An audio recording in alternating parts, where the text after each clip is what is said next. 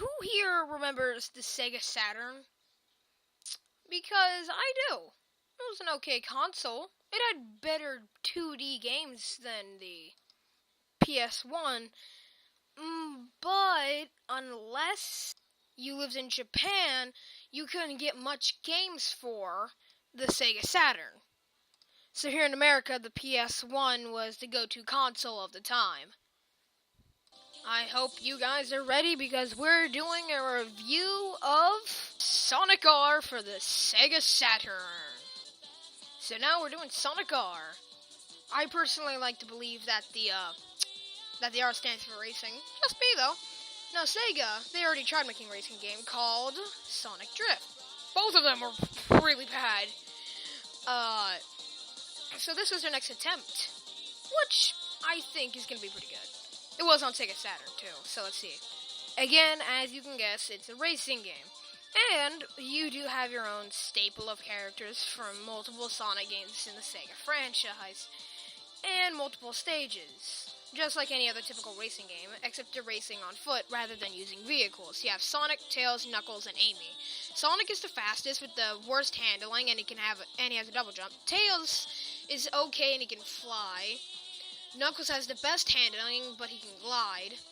Amy is the slowest and hardest to handle, unless you know all the hidden shortcuts. With Amy, you're not going to get anywhere, even though she has a speed boost button, which is the only redeeming factor. Hidden throughout all the stages, there are 5 coins that you can collect. Collect all 5 of the coins and finish the race in first, second, or third. You can race a special character. These special characters include Eggman once you finish all the races. Metal Sonic. You can also get the Tails doll, which for some reason has sparked a lot of controversy. The Egg Robo from Sonic the Hedgehog 3, and Metal Knuckles. And you also have Resort Island, Radical City, Regal Ruins, and Reactor Factory. All of them starting with the letter R. Resort Island, this is a pretty good stage. All the other ones are very nice too, and they all have luscious feelings about them, and I love how they look, especially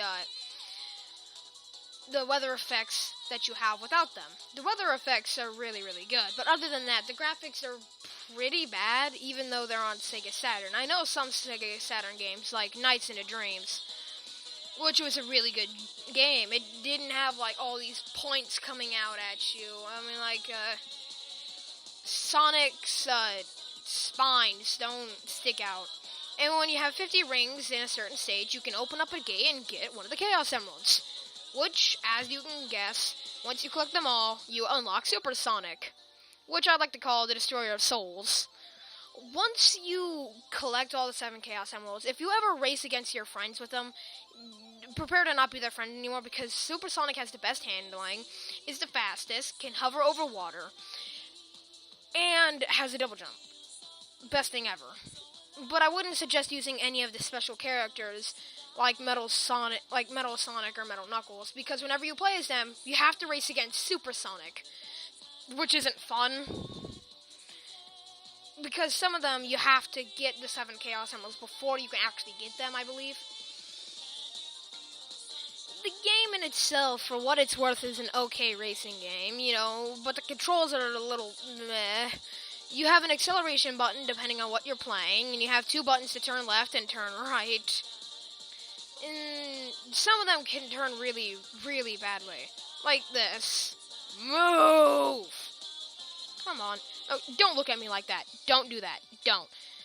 Okay, so getting back to this.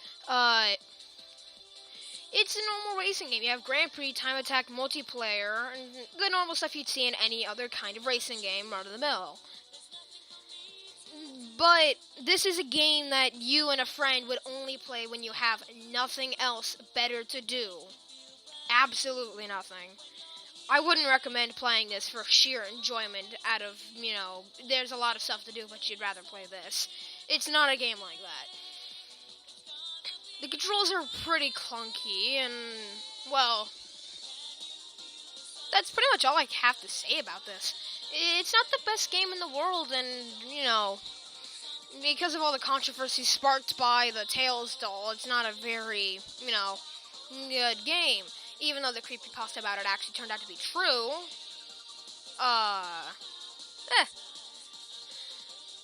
But other than that, for what it's worth, it's a good racing game, and even though the characters, some of them are very hard to turn, end the feed!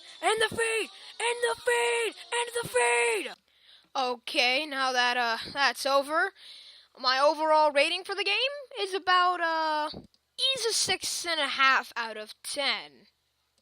So I hope you guys enjoyed this review of Sonic R. I'll be trying to make more reviews coming up. And I will see you guys in the next video. Bye!